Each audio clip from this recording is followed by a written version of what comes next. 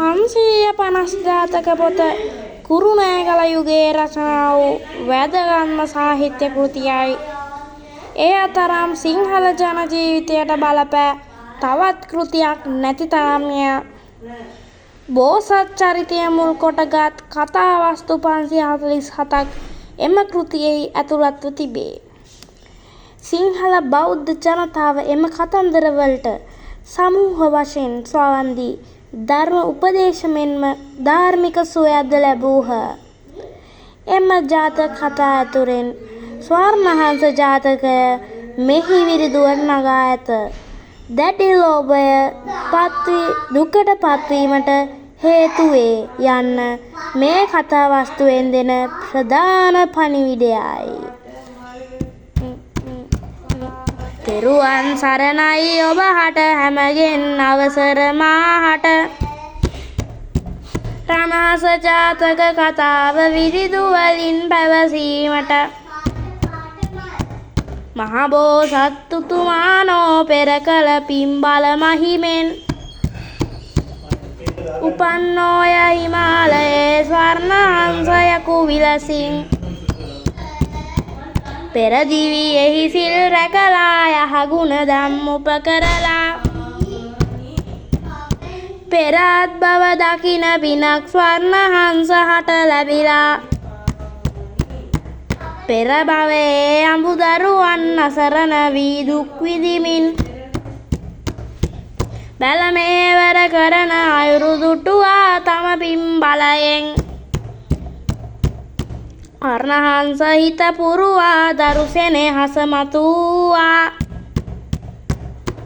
ඔවුනට සරණක් වෙන්නට පිරිනිවහන වෙත ආවා. බිරිය සමග දරු තෙදෙනා දුටුව සැනින් රණතිසරා පෙර භවයේ තම වගතුක ඔවුනට හෙළි පෙහෙළි කරා. රන් හංසය රන් පිහාටුවක් ගලවා බිරිඳට දෙනවා. නැවතත් එන බව පවසා හිමවත වෙත පියඹනවා. දුප්පත් කම නැති වෙනවා බැල මෙහෙවර නවතිනවා. හංස පිහාටුව විකුණා පවුලම ජීවත් වෙනවා.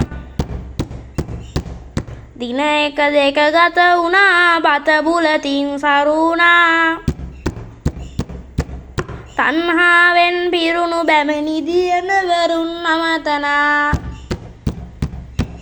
රණහංසය අල්ලාගෙන පිහාටු හැම ගලව ගන්න. ඉක්මනින්ම පොහොසත් වෙමු එයයි ඇගේ යෝජනාව. එපා මේක වරකදී පිහාටු සැම ගලව ගන්න. පියාණන්ට නොහැකි වේවි යලි අහසට පියාඹන්න. දුවරුන්ගේ ඇවිටිලි සැම ඉවත දැමූ මව් බැමිණිය රණතිසරා අල්ලාගෙන ගලව ගත්ත පිහාටු හැම.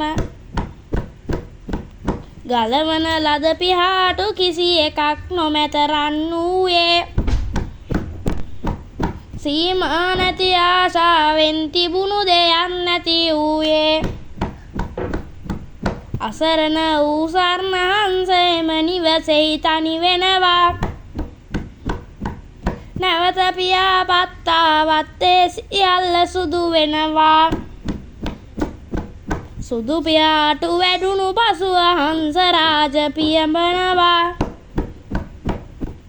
යලි කිසිදා නොයන පරිදි හිමාල වනයට යනවා.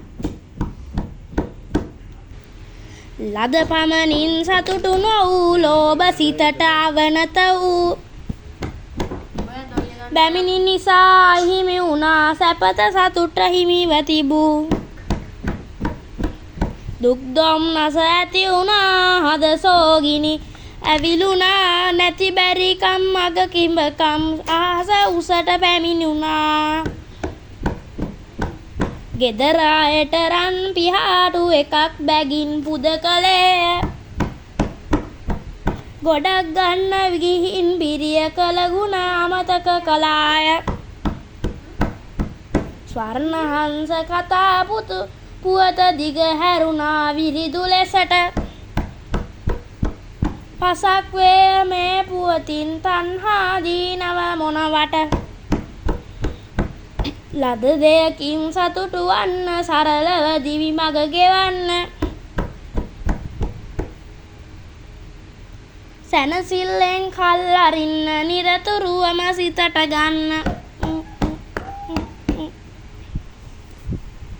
බෝසතාණෝ එක් භවයක ස්වර්ණහංසයෙක්ව ඉපදුණේය. පෙර පින් බලෙන් ජාති මරණ ඥානය ලැබූ මේ හංසයාට තමාගේ පෙර භවය දැකිය හැකි විය. දරු දෙදෙනෙකු හා බැමිණිය සමග තමා සතුටින් ජීවත් වූ බවත්, තමන් හදිසියේම සිදු වූ මරණය තමාගේ දරු පවුල අසරණ වූ බවත් ඔහු දුටුවේය. බැල මෙහෙවර කරමින් අසරණව ජීවත් වූ තම පවුලට පිහිටක් වීමට